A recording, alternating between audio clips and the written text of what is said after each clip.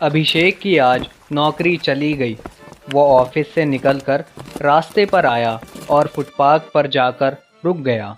बहुत मुश्किल से नौकरी मिली थी, वो भी चली गई। नई नई शादी हुई है मेरी, अब कैसे घर चलेगा। अभिषेक के पास अमीशा की कॉल आई। सुनिए, हम गाड़ी कब ले रहे हैं? हैं, गाड़ी? अभी तुम्हें गाड़ी क्यों चाहिए? अरे वो मेरी सहेली ने नई गाड़ी खरीदी है, बहुत सुंदर है। मुझे भी एक गाड़ी चाहिए। अमीशा, अभी मेरे पास इतने पैसे नहीं हैं, मैं कहाँ से गाड़ी खरीदूं? वो सब मुझे नहीं पता, मुझे नई गाड़ी चाहिए चाहिए चाहिए बस। अमीशा ने फ़ोन काट दिया। अभिषेक और अमीशा की शादी को सिर्फ कुछ ही महीने हुए थे। अमीशा बहुत ही ज़िद्दी लड़की थी, उसे हमेशा से ही बहुत कुछ चाहिए था। अभिषेक को अमीशा से शादी ही नहीं करनी थी, पर अभिषेक की माँ बिमला ने उससे कहा था, बेटा, ये लड़की शादी के लिए मान गई, अब तू इससे शादी कर ले। लेकिन माँ, मेरी तनख्वाह अभी इतनी नहीं है। तो क्या हुआ बेटा, बीवी को सिर्फ 2 वक्त की रोटी ही तो खिलानी है। शादी कर ले बेटा, नहीं तो और इतनी सुंदर लड़की कहाँ मिलेगी। अभिषेक ने अपनी माँ की बात मान ली और अमीशा से शादी कर ली। शादी के 2 दिन बाद अमीशा ने अभिषेक से कहा, आपने तो सुहागरात पर मुझे कोई गिफ्ट नहीं दिया। मेरी सहेली को तो उसके पति ने सोने का हार दिया था। वो अमीशा, शादी में इतना खर्चा हो गया था, इसलिए कुछ नहीं दे पाया। तुम चिंता मत करो, अगले महीने में ज़रूर तुम्हारे लिए कुछ गिफ्ट लाऊंगा। ठीक है, पर मुझे एक सोने का हार ही चाहिए। अरे वो तो बहुत महंगा है, कुछ सस्ता देने से नहीं चलेगा काम। सस्ता? आपको मैं सस्ती लगती हूँ? हे भगवान, मैंने एक ही आदमी से शादी कर ली, पता है कहाँ कहाँ से रिश्ता आ रहे थे मेरे लिए। अच्छा अच्छा, ठीक है, मैं पूरी कोशिश करूँगा, पर तुम शांत हो जाओ। अगले महीने अभिषेक अपनी पूरी सैलरी से अमीशा के लिए एक सोने की अंगूठी खरीद कर लाया, लेकिन उससे भी अमीशा खुश नहीं हुई। अमीशा को बहुत कुछ चाहिए था। उसकी सहेलियां हर महीने कुछ न कुछ खरीदती रहती थीं और वो देखकर अमीशा भी अभिषेक के सामने जिद पकड़ कर बैठ जाती थी। अमीशा की ज़रूरतें पूरी करने के लिए अभिषेक ने बैंक से लोन भी ले लिया था और आज उसकी नौकरी चली गई। साथ ही उधर अमीशा ने गाड़ी खरीदने की भी जिद पकड़ ली। और जब अभिषेक घर पहुंचा तो अमीशा के साथ उसका झगड़ा हो गया। अगर तुमने गाड़ी नहीं खरीदी तो मैं तुम्हें छोड़कर मायके चली जाऊंगी। अमीशा, बात को समझने की कोशिश करो, मेरी नौकरी चली गई है, मेरे पास घर चलाने के पैसे नहीं है और तुम गाड़ी की बात कर रही हो। तो मैं क्या करूं? मुझसे शादी क्यों करी थी? घर चलाने का दम नहीं है, लेकिन शादी जरूर करनी है। तभी वहाँ पर अमीशा की सास आई और अमीशा को समझाने की कोशिश करने लगी। बहुत जिद करना अच्छी बात नहीं है। मेरा बेटा कोशिश तो कर रहा है ना। आप बीच में मत बोलिए, मैं कुछ नहीं सुनना चाहती। मुझे गाड़ी चाहिए, मुझे भी तो अपनी सहेलियों को दिखाना है कि मेरे पास भी गाड़ी है। अमीशा ने खाना नहीं बनाया था और रात को उसकी सहेली ने उसे कॉल किया। अमीशा, सुन, हमने भी नई गाड़ी ले ली। तू कब ले रही है? मैं भी इसी महीने गाड़ी ले रही हूँ। इतनी महंगी गाड़ी लूंगी ना, तू भी देखती रह जाएगी। हाँ। तभी अभिषेक अमीशा को बातें करता सुन लेता है और मन ही मन में कहता है, मैंने माँ से कहा था कि मुझे अभी शादी नहीं करनी, लेकिन माँ ने ज़बरदस्ती मेरी शादी करवा दी। अब मुझे ही भुगतना पड़ रहा है, अब गाड़ी कहाँ से लाऊं मैं। अगले दिन अभिषेक नई नौकरी ढूंढने के लिए निकल गया।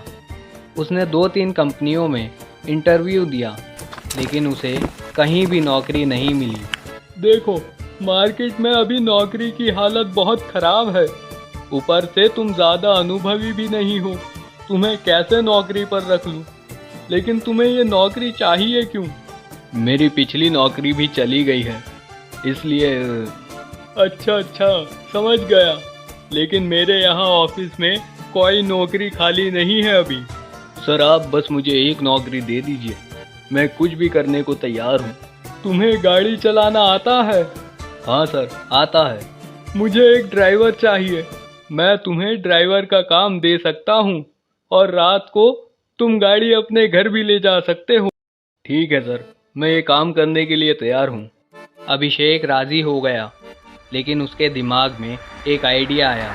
रात को अपने बॉस को घर छोड़ने के बाद वो गाड़ी लेकर अपने घर चला गया और गाड़ी देखकर अमीशा खुशी से नाचने लगी।